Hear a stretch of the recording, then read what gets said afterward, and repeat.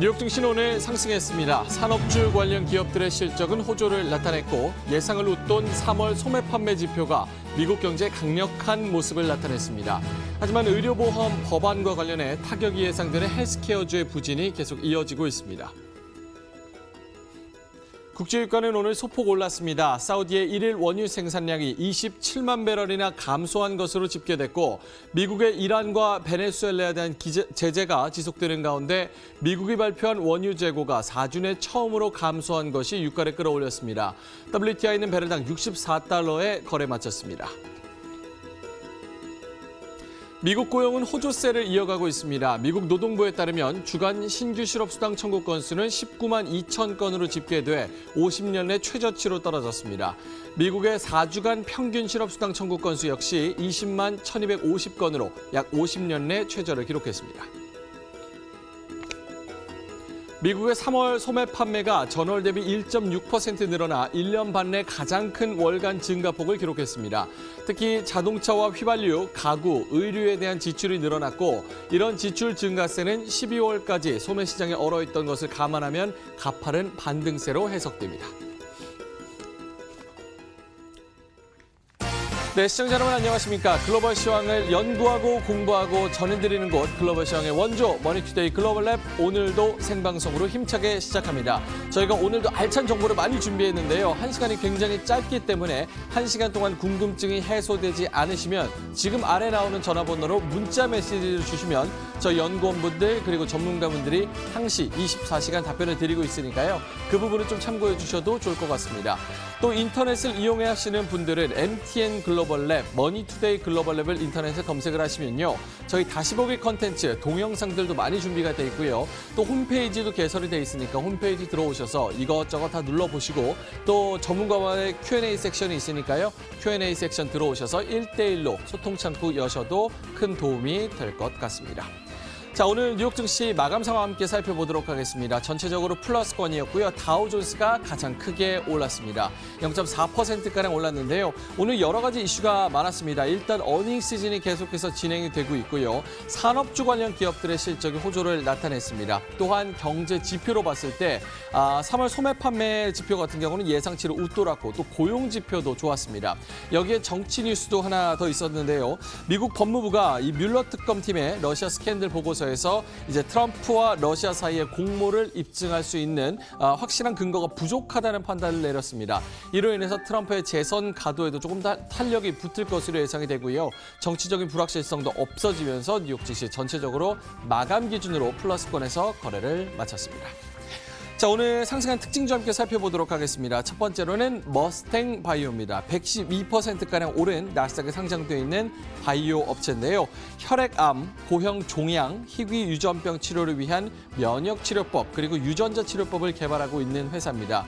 오늘 상승 이유가 있었는데요. 버블보이라고 불리는 병이 있습니다. 이게 부전증인데 여기에 대한 렌티바이러스 유전자 치료법의 임상 결과가 좋게 나왔다라는 소식 때문에 오늘 112%가량 올랐습니다. $5 64센트의 거래를 마쳤고요. 나머지 두 종목, 줌 비디오 커뮤니케이션스 그리고 핀터레스트 이 종목 두 종목은 오늘의 핫한 주식으로 볼 수 있을 것 같습니다. 새로 IPO 그리고 상장한 시총 $10억 이상, 우리 돈으로 1조 원 이상의 유니콘 기업들인데 오늘 상장하자마자 바로 폭등했습니다. 줌 비디오는 72% 그리고 핀터레스트는 28%가량 올랐는데요. 줌 비디오 같은 경우는 요즘에 화상회의, 원격회의 많이 하잖아요. 클라우드 컴퓨팅 기술을 이용한 원격회의 서비스를 제공하는 회사입니다. 오늘 나스닥에 처음으로 상장하면서 72%가량 올랐고요. 세 번째로는 핀터레스트 같은 경우도 28% 급등했는데 요거는 뭐 써보신 분들은 알 겁니다. 인터넷을 서핑하다가 마음에 드는 이미지가 있으면 그거를 스크랩해서 본인만의 갤러리, 본인만의 SNS를 꾸미는 그런 소셜 네트워크 서비스를 제공하는 회사인데요. 핀터레스트 같은 경우는 뉴욕 증권거래소에 상장을 했고요. 오늘 28% 급등하면서 $24에 거래를 마쳤습니다. 자, 이렇게 뉴욕 증시 전반적인 상황 알아봤습니다. 글로벌 시황으로 넘어가 보도록 하겠습니다. 시황센터 김민재 앵커 연결합니다.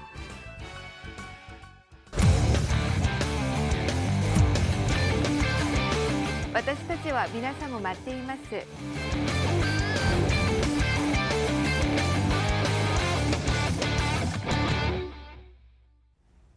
네, 시장 흐름 지금부터 저와 함께 정리해 보도록 하겠습니다. 자, 이번 주 마지막 거래일을 보낸 미국과 대다수 유럽 주식시장은 상승세로 거래를 마감 지었습니다. 여러 가지 호재성 재료들이 있었는데요. 하지만 긴 연휴를 앞둔 경계감 속에서 그 상승폭 자체는 크진 않았습니다. 하나씩 조금 더 살펴보도록 하죠. 먼저 미국으로 출발합니다. 다우지수가 100포인트 이상 오랜만에 좀 시원하게 올랐다고 볼 수가 있겠죠. 0.42%가량 올랐고요. 나스닥 지수도 상승, S&P 500 지수 0.16% 올랐습니다. 조용한 분위기였기 때문에 이 정도의 상승도 좀 뚜렷하다라고 이번 주는 보여지는데요. 첫 번째 호재는 바로 경제 지표에 있었습니다. 경제 지표가 예상치를 하회한 지표도 있었지만 시장의 시선을 사로잡았던 이 두 지표는 상당히 견조하게 나와서 투자 심리를 안정시켰는데요. 소비와 관련된 지표 그리고 고용에 관련된 지표였습니다. 첫 번째, 소매 판매 3월분이 나왔습니다. 전월 대비로 했을 때 1.6% 증가, 1년 반 만에 최대 월간 상승폭을 기록하면서 미국의 소비 심리가 살아나고 있구나, 이 안도감을 시장에 전달했습니다. 그리고 고용 시장의 탄탄함도 계속해서 확인되고 있는데요. 주간 신규 실업수당 청구 건수가 발표됐습니다. 전주 대비로 했을 때 또 5천 건 감소하면서 50년 내 최저 수준을 계속 유지했다. 이 두 지표에 시장 안도했다. 이렇게 일단 경제 지표에 대해서 정리를 해드리도록 하겠고요. 그리고 또 하나의 재료는 바로 어닝 시즌만큼 실적이었습니다. 팩트셀 리서치에 따르면 지금까지 실적을 발표한 기업 가운데 77.9%, 그러니까 78% 정도가 예상치를 뛰어넘는 성적표를 내놨다. 이렇게 통계치를 내놨는데요. 우려가 깊었던 만큼 어느 정도의 안도감이 지금 시장에는 맴돌고 있습니다. 그리고 앞서 특징주에서도 확인해 보셨죠. 오늘 시장에 새로 입성한 유니콘 기업들이 흥행몰이에 성공하면서 시장의 주목을 받았는데요. 이 점 역시 오늘 시장에 활력을 주는 요소 중에 하나였습니다. 그나마 호재성 재료에 집중하면서 이번 주 거래일 마지막이었는데요. 상승으로 거래를 마감한 미국 쪽 시장 이야기 해봤습니다. 자, 유럽으로 넘어가도록 하죠. 자, 범유럽 지수가 0.62% 올랐고요. 독일, 프랑스는 상승, 영국은 하락세로 주요국의 증시 흐름은 좀 엇갈렸습니다. 미국과 다른 점은요. 경제 지표는 유럽 내에서 좋지 않게 나왔습니다. 그러나 실적이 뒷받침해주면서 주요국 증시가 상승한 건데요. 일단 기대를 많이 모았던 유로존의 제조업 지표는 예상보다 부진하게 나왔습니다. 그러나 확장 국면이 50은 뛰어넘는 51.3으로 발표됐다는 점 참고를 해보시고요. 유로존 내에서 주요국 특히 프랑스와 독일 쪽에서의 경기 둔화 우려는 계속해서 깊어지고 있는 시점입니다. 자, 미국과 유럽 주식시장 일단 지금 살펴보셨습니다. 미국과 유럽 대다수 증시는 오늘 밤 열리지 않습니다. 성금요일로 휴장이라는 점 일단 기억해 주셨으면 좋겠고요. 이번 주 오늘 새벽이 마지막 거래일이었습니다.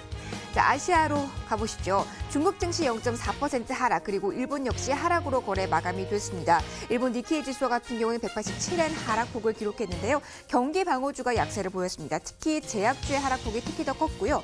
그러나 미국과 일본 간의 무역 협상이 무난하게 넘어갈 것이다. 갈등이 더욱더 깊어지진 않을 것이다. 라는 분석 나오면서 자동차주들은 이번 주 후반 들어서 계속해서 탄력을 받고 있습니다. 어제 지진 소식 나왔던 대만 가권지수와 같은 경우는 상승권에서 출발했지만 하락 쪽으로 꺾이면서 거래 마감이 됐고요. 하락폭은 0.32%로 집계 됐습니다. 신흥국으로 가보도록 하죠. 인도 그리고 동남아시아 쪽의 시세 흐름 보도록 할 텐데요. 먼저 인도 증시는 하락으로 거래 마감이 됐습니다. 실적 시즌에 좀 실망감이 조금 더 크게 유입된 하루였다라고 보시면 되겠고요. 인도네시아 지난주와 같은 경우는 총선에 대한 불확실성이 있었는데 계속해서 지금은 안도감이 맴돌고 있습니다. 지금 공식적인 집계가 나온 것은 아니지만 현재 대통령이 연임할 것으로 전해지면서 그 안도감이 지수에도 반영됐고요. 상승폭 0.4%였습니다. 반면에 베트남 주식시장과 같은 경우는 이번 주 계속 부동산주의 하락폭 깊어지면서 지수도 반등의 계기를 마련하지 못하고 있습니다. 지금 보시는 것처럼 하락폭 컸고요. 1% 넘게 조정받으면서 어제 거래가 마감이 됐습니다. 자, 시장 이름 여기까지 보고요. 외환으로 넘어가도록 하겠습니다. 자, 외환 시장 움직임은 어땠을까요? 유로존의 경제 지표는 부진하게 나왔고요. 미국은 비교적 탄탄하게 경제 지표가 시장에 확인이 됐습니다. 자, 그대로 반영이 되면서 주요 6개국 통화 대비 달러 가치를 나타내는 달러 인덱스는 쭉 올라갔습니다. 0.46% 올랐고요. 97달러선 중반대에서 거래가 되는 모습이었습니다. 유가 보도록 하죠.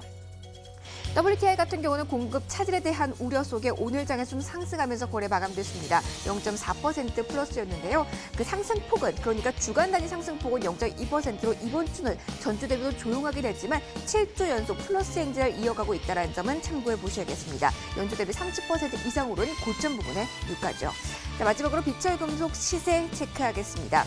금 가격과 같은 경우는 반대로 4주 연속 하락 국면을 면치 못하고 있습니다. 오늘 새벽의 하락폭은 크진 않았는데요. 계속해서 금 가격이 꺾이는 국면이라는 점은 체크를 꼭 해보셔야겠습니다. 시장 국제가 이슈들 큰 그림에서 어떤 변수를 있었는지 저와 함께 체크해 보셨습니다.